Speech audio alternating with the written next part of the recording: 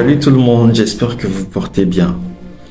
Je ne sais pas c'était quel jour, entre samedi ou vendredi, et je pense que c'était vendredi, j'étais en train de regarder une vieille vidéo de notre église qui date de 2013. C'était une veillée de prière et j'ai remarqué quelque chose qui m'a choqué. C'est que la majorité des personnes qui étaient dans cette vidéo ne sont plus de ce monde. La plupart sont partis, ont quitté cette terre. Et je me suis posé la question, je me suis dit, mais le jour-là, on était heureux, on passait un bon moment. Mais personne n'imaginait en fait que l'année prochaine, dans 5 ans ou dans 10 ans, je ne serai plus de ce monde. Il est vrai que nous faisons des tas de projets, mais souvent dans nos projets, nous ne nous disons jamais que je peux partir à tout moment. Alors que c'est quelque chose que nous ne contrôlons pas, ça ne dépend pas de nous. C'est parce que pas parce que tu veux rester que tu restes. Tu restes parce que Dieu trouve que il veut encore faire quelque chose avec toi. Parce que notre passage sur cette terre, si c'était juste naître, aller au travail, payer nos factures, avoir des enfants, retourner à la maison dormir, je pense que Dieu aura failli parce qu'il ne peut pas créer quelque chose sans but. Il ne peut pas créer quelque chose juste par plaisir. Tout ce qu'il a fait, la Bible déclare, c'est par lui et pour un but, pour que cela lui serve à quelque chose. Et je me suis dit, mais que serons-nous en 2100 ou en 2150? La plupart d'entre nous, certainement, nous aurons disparu. Nos maisons seront occupées par d'autres personnes. Les choses que nous étions en train de poursuivre seront démodées en ce moment-là. Il y aura d'autres tendances, plein d'autres choses. Si on vivait encore 100 ans en tout cas. Et nous, Dieu nous accorde un laps de temps. J'ai aimé quelque chose que me disait un père, à peine hier, il me disait, le jour, la journée en tout cas, elle est comptée 24 heures. Et quand vous avez passé ces 24 heures, vous ne les rattrapez plus jamais. Vous ne les rattrapez plus jamais. Dans cette vidéo, je veux attirer votre attention sur la vision. L'un des dons les plus importants que Dieu a donné à l'homme, c'est la vision et non la vue. La vue est une fonction de l'œil, la vision est une fonction du cœur. Beaucoup d'entre vous, vous avez des visions. Et ces visions-là, ce sont des potentiels. On a demandé à un homme sage, quel est l'endroit le plus riche au monde d'après toi? Il s'attendait à ce que l'homme dise que ce sont les banques, parce que c'est là-bas qu'on stocke beaucoup d'argent, beaucoup de choses précieuses. Il a dit non, l'endroit le plus riche au monde, c'est le cimetière. Parce que vous y retrouvez beaucoup de gens qui sont allés avec des projets qui devraient coûter des milliards non concrétisés. Beaucoup de gens qui sont allés avec des idées de business extraordinaires. Beaucoup de gens qui sont allés avec du potentiel en eux pour gagner des milliers d'âmes. Mais ils ne l'ont pas fait. Pas parce que Dieu ne voulait pas qu'ils le fassent. Parce que si Dieu avait placé ce désir-là en eux, ce rêve-là dans leur cœur, cette vision, c'est parce que Dieu voulait l'accomplir à travers de ces personnes. Mais dans l'accomplissement de cette vision, vous devez savoir que Dieu ne vous montre pas le plan pour arriver à cette vision. Dieu vous met la vision dans le cœur, mais il ne va pas vous montrer le plan. C'est ainsi qu'il donne un songe à Joseph. Il lui montre le trône, comment il devrait dominer sur ses frères. Mais Dieu ne lui montre pas qu'il y a la prison comme processus pour arriver à cette destination. C'est ainsi que nous avons des visions. Et aujourd'hui, tu te retrouves dans un péché. Tu as enceinté une fille. Toi, la fille, tu es tombée enceinte. C'est des choses que tu dis ta vie est gâtée. J'ai envie d'encourager quelqu'un. Je dis, tu n'es peut-être pas là où tu voulais toi-même être. Mais sache que tout ce par quoi tu es aujourd'hui fait partie du plan que Dieu avait tracé pour ta vision. Mais tu as une part dans l'accomplissement de la vision de Dieu. Si tu te dis juste que si Dieu a promis quelque chose, la chose va s'accomplir certainement sans que toi tu ne fasses quelque chose, alors ça c'est une mauvaise compréhension des Écritures de Dieu. Parce que lorsque tu regardes tous les types dans la Bible, des gens que Dieu a appelés, ces gens-là ont eu quelque chose à faire. Ces gens-là ont eu leur part. Dieu ne peut rien faire sur terre sans utiliser l'homme. Quelle est alors la part de l'homme? C'est se rendre disponible. Lorsque Dieu a mis une vision dans ton cœur, on chante souvent une chanson qui dit « Si Dieu a mis un rêve dans ton cœur, écris-le, garde-le comme un trésor. » Mais à quoi est-ce que cela rime? C'est tout ce que tu vas faire, tu dois aller en prière. D'abord, en prière. Je commence en prière. La prière, c'est un outil tellement grandiose que si nous négligeons la prière, en fait, c'est parce que nous ne savons pas à quoi sert la prière. La prière, c'est l'outil que Dieu nous a donné pour, d'abord, cerner notre réelle raison d'être sur cette terre, la vision que Dieu a mis dans notre cœur. Pour la concrétiser, nous avons besoin de lui. C'est sa vision à lui et nous sommes l'instrument qui doit mettre cette vision en marche. Mais comment vous allez aller sur un chantier? Vous êtes le maçon, mais vous ne conversez jamais avec le chef du chantier ou encore le propriétaire de ce chantier-là. Vous allez perdre vos forces, fournir des efforts, alors que lui, il n'en a rien à faire. Pourquoi perdre son temps dans quelque chose dans laquelle, à la fin, le propriétaire vous dira, c'est pas ce que je voulais. C'est pourquoi il a dit, beaucoup viendront à la fin, et il dira que vous êtes des ouvriers d'iniquité, je ne vous ai jamais connus, parce que vous avez voulu faire des choses pour votre gloire, alors qu'il vous suffisait de vous rapprocher du Créateur pour qu'il vous dise, pour la vision que j'ai mis dans ton cœur, écoute, voici les étapes. J'ai aimé le témoignage de quelqu'un qui priait parce qu'il voulait voir la prospérité financière dans sa vie. Et pendant qu'il priait, il se disait que Dieu va leur répondre en lui disant, va voir un tel, il va peut-être te donner l'argent. Il est rentré en jeûne. C'est ça aussi. Lorsque tu désires quelque chose, tu désires voir la face de Dieu. Parce que souvent, nous rentrons en jeûne juste pour nos intérêts égoïstes. Non. Quand tu désires voir la face de Dieu, Dieu peut t'inspirer d'aller en jeûne pendant longtemps. Tu dis, je ne veux pas sortir d'ici. C'est cet engagement-là que Dieu veut voir pour ta vision. Mais aussi longtemps que tu la négliges, tu dis, oh, un jour je vais y arriver. Tu vas y arriver comment? Qui y est arrivé sans avoir fourni? Même Jésus est allé jeûner. Évitons de nous mentir à nous-mêmes. On sait que la vision que Dieu a mis dans notre cœur, pour l'atteindre, il y a des sacrifices que nous devrons faire. Et le monsieur est allé prier pendant 7 jours. Pendant tous ces jours-là, il n'a rien reçu. Le 7e jour, Dieu lui dit, il faut que tu prennes $2000 et que tu remettes à une personne de telle église. C'est l'église où il priait avant. Lui, c'était un chômeur. Il travaillait, mais il ne gagnait pas suffisamment d'argent. Il dit $2000. Il commence à raisonner.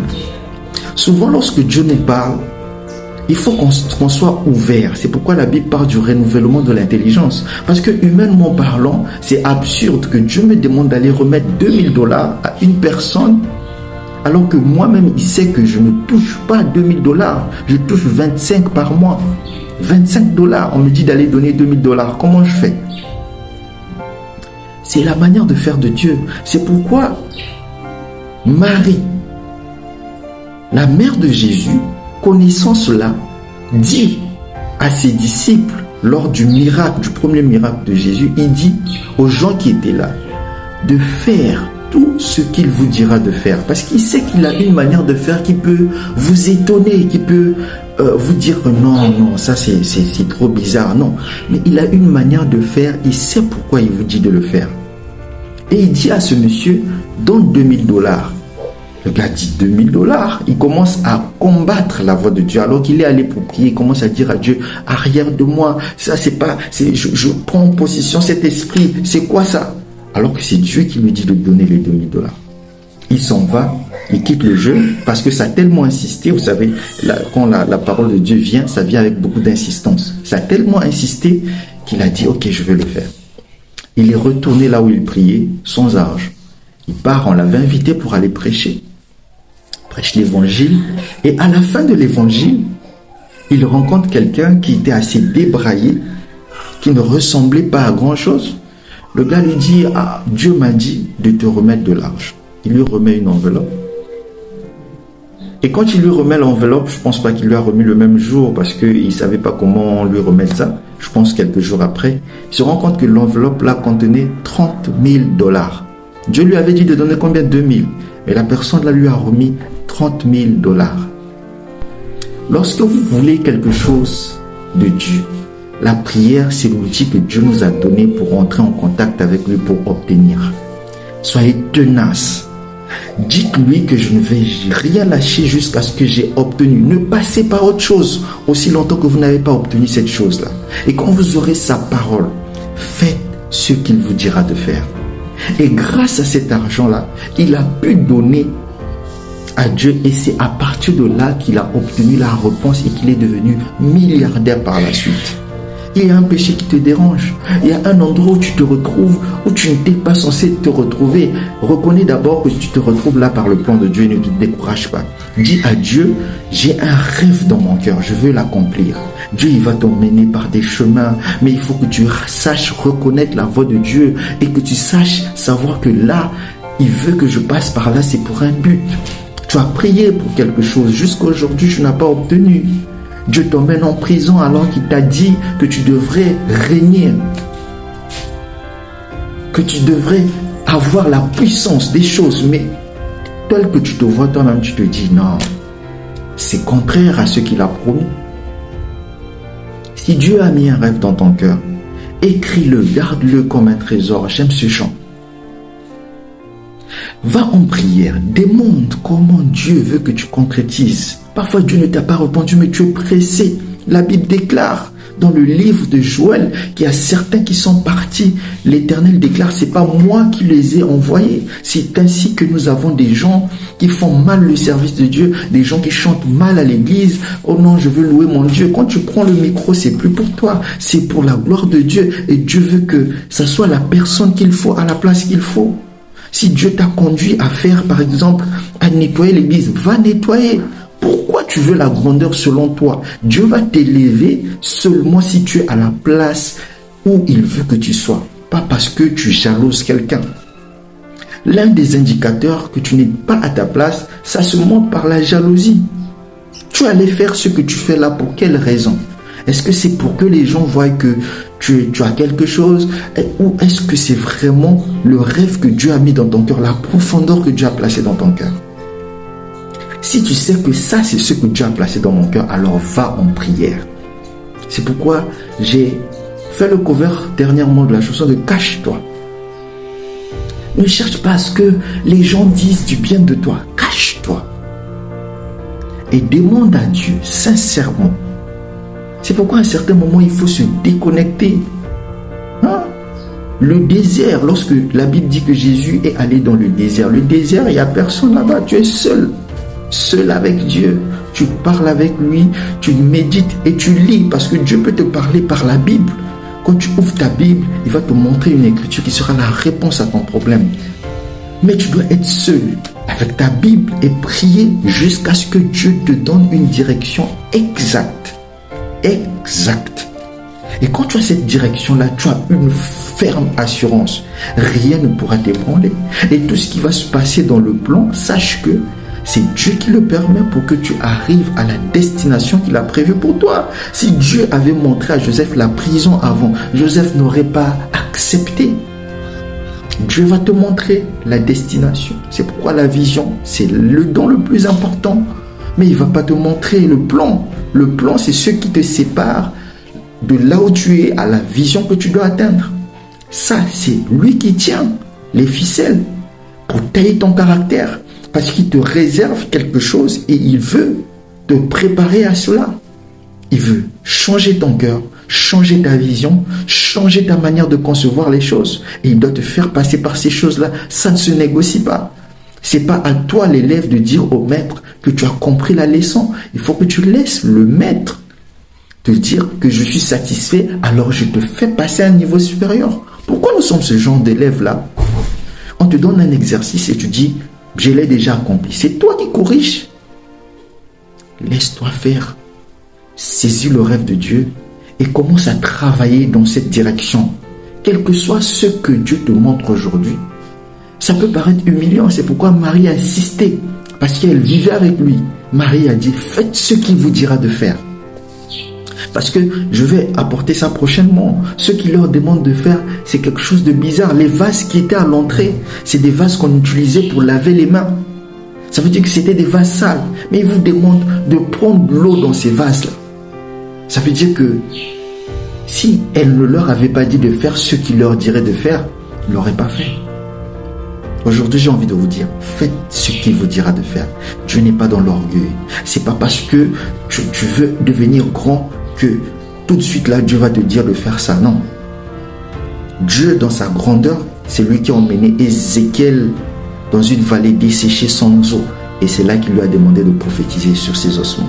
Nous avons tous un but à accomplir sur cette terre, mais nous devons nous rendre compte que ce but-là ne sera accompli qu'avec le Créateur. Si nous ne prions pas assez, c'est parce que nous ne connaissons pas notre but. Parce que si tu connais ton but, à tout moment, tu dois retourner pour qu'il te donne des consignes chaque jour pour atteindre les objectifs liés à ce but. C'est le but de ta vie. Tu ne vas pas aller l'accomplir au ciel, c'est ici. C'est pourquoi il t'a donné un corps. Lorsque il te retire le corps, ta mission sur terre est finie. Dans 100 ans, 2100, 2150, on ne sera plus là. Nos maisons seront occupées par d'autres personnes. La réalité, elle sera différente. Mais qu'est-ce qui restera de nous? La seule satisfaction, c'est d'avoir accompli la mission de Dieu. On se maintient, on veut vivre assez longtemps pour faire quoi sur cette terre? Prenez soin de vous. Chaque jour est une vie. À très bientôt.